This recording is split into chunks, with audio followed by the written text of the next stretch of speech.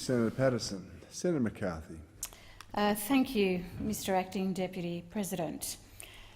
First up, may I say, just in response to the previous speaker, Senator Patterson, that Labor is definitely not anti-media, Mr Acting Deputy President, and Labor certainly does care in relationship to jobs for all Australians.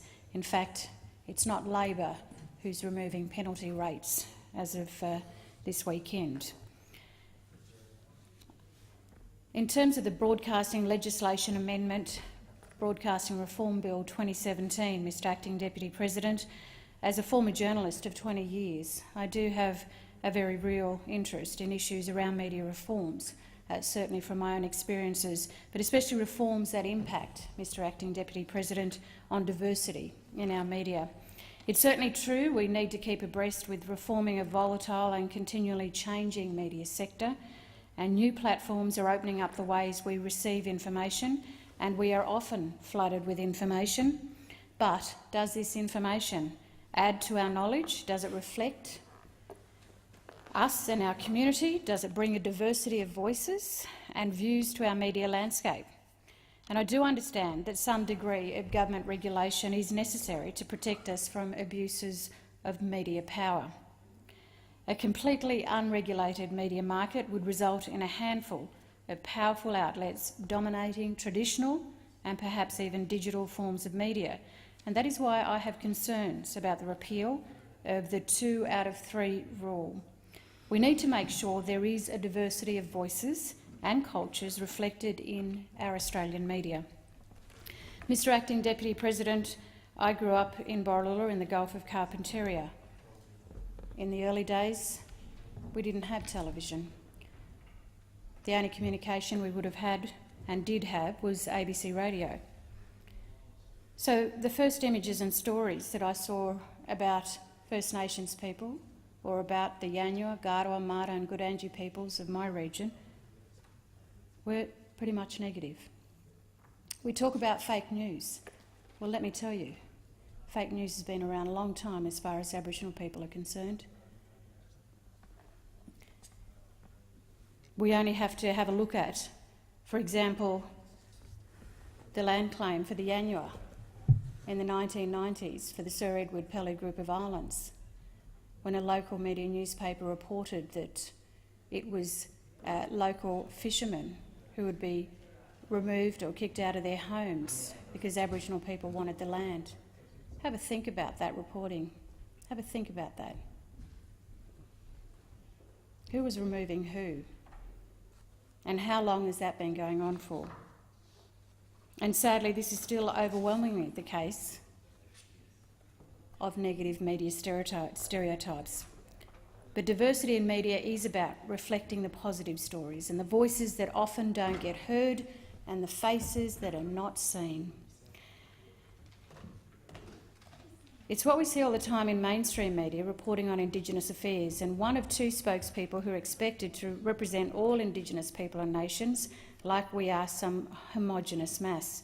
And inevitably the stories focus on failure, on gaps, on statistics, or not quite measuring up. This is where Indigenous media, the Special Broadcasting Service, SBS, and in some respects the ABC, though I must say that the ABC is dropping the ball when it comes to its listeners in remote areas, and that's all listeners, but I'll be talking about that more a bit later. We need to remember the importance of the diversity in Indigenous voices and opinions. The mainstream media often struggles to reflect the differing views and opinions in Indigenous communities, preferring sometimes to ignore differing views or even display them as conflicts rather than the normal discourse and trading of views and ideas. And certainly as we move down the path of issues like constitutional reform and truth-telling, as we talk about treaties and what they may look like, the question is, will mainstream media accurately and fairly reflect the differing views and opinions? And there are so many differing views and opinions that are out there. Will they be able to do that in a way that doesn't escalate fear and anger? Will these be discussed and sometimes argued as we progress these issues, but in a mature way, in a way that all Australians can have a look at these issues and make their own minds up. So if we have concerns now in terms of the coverage of these particular issues and reports, what will it mean if we have further concentration in media control and ownership? And I'm only talking about one or two small examples. You know, and I said earlier that fake news seems to be the buzzword, but fake news really has been around way too long for Indigenous Australians, and how we're all supposed to get special treatment. Yeah, that's fake news. I'd like to be standing in this chamber today talking about how we are supporting and celebrating the achievements of Indigenous media workers, and there are many, many, and there should be more. I'd like to be talking about how the government is supporting the work of the Indigenous Remote Communications Association, which has done an enormous amount of work around the importance of the remote media sector and how governments can support the sector. The industry has identified the need for serious policy development work to be done in the Indigenous media sector. Policy in this area is really lagging behind, with no real update since the 1990s. In fact, the most major reform in this country that I can recall in this space was the BRACS program, the Broadcasting for Remote Aboriginal Communities scheme. But again, so many communities did receive the ability to have media communications and to have radio stations. But in my community of Borroloola, we did not receive it and we missed out. But as a result of missing out, I was able to work with the ABC at the time to ensure that in this region, in the Gulf country, 1,000 kilometres southeast of Darwin, our nearest capital, we could actually have a radio service. So we spent a couple of years trying to set up a satellite service, apply for communication licence in terms of the broadcasting licence that we needed. The community got behind and supported me in that process. It certainly took a lot of diligence, a lot of reporting in terms of the application process, so that the community, the township of Borroloola, could receive its very first local radio station. In 1996, we were able to open that radio station, and again, it was really as a result of looking at what was happening in other remote regions across Australia under the BRACS program and realising that we had missed out. And taking those steps to establish the radio station, which we called B102.9 FM, the voice of the Gulf, in the local town, meant that local languages could be spoken and heard. They could be informing the community in language that, whether it was about cyclones or flooding, or just even the local mail plane that was coming in, or if there was an incident on the roads or there was damage, or just any visitors who were coming to the region, all of the local news could be spoken in language or English, and it was available to provide information to the cattle stations. So that radius was not all that far. I mean, we started off with 50 kilometres, but again, it was such a huge advantage for the people in the region to be able to communicate and listen to their own local station. So the Voice of the Gulf, yes, it had a short radius, around about 50 kilometres, and it was a good start.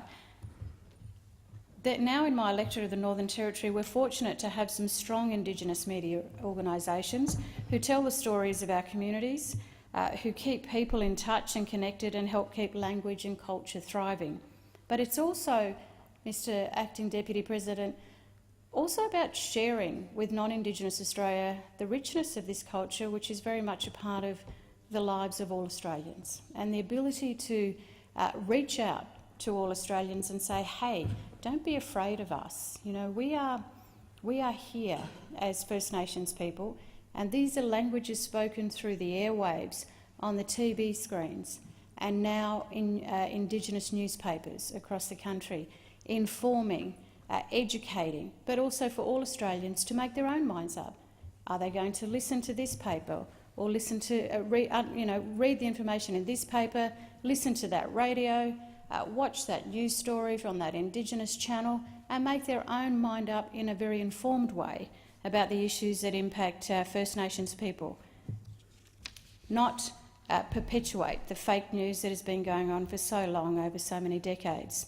Organisations such as Paw Media, PAW Media, TEBA, TEABBA, Top End Aboriginal Bush Broadcasting Association, Radio Larrakia, and CAMA, the Central Australian Aboriginal Media Association, the very first Aboriginal organisation to be granted a broadcast licence. We used to have strong Indigenous programming on Imparja television in Alice Springs, which sadly now is nothing more than a commercial relay station with no local news and no local content, let alone Aboriginal content. It is sad that now, all these years later, we're seeing bush people's access to news and information cut and restricted. And this is not just Aboriginal people who live in the bush, this is all our cattle families on the stations, the pastoralists, the truckies, the people, the nurses, the police who live in the regions in these areas that rely on this. And certainly the cutting of the ABC shortwave service has impacted enormously on people who live, work and travel in remote regions, and it's certainly an indictment on this government that they have not stepped in to fund the ABC to enable them to continue using the transmission infrastructure. And the government ironically hides behind their notion of the ABC's editorial independence. But the shortwave issue isn't, Mr Acting Deputy President, it isn't about interfering in any way with the ABC's absolute right to determine their content. This is about infrastructure. ABC management has made it perfectly clear they cut the shortwave because they determined they did not want to spend their budget that this government has slashed to the bone on transmission services to a remote area audience the ABC determined they could ignore. I'd certainly like to let you know what this remote area audience thinks about that, and I quote from a submission that the NT Cattlemen's Association has made to the Senate Standing Committee on Environment and Communications Inquiry. It is an unjust and dishonest policy of exclusion and discrimination against remote and regional Australians. Many people in rural and remote Australia are socially isolated with less face-to-face contact with family, friends and other support networks. This can lead to loneliness and depression and can contribute to suicidal behaviour. Stimulation provided by shortwave radio to those doing important jobs in isolated areas is critical." End of quote.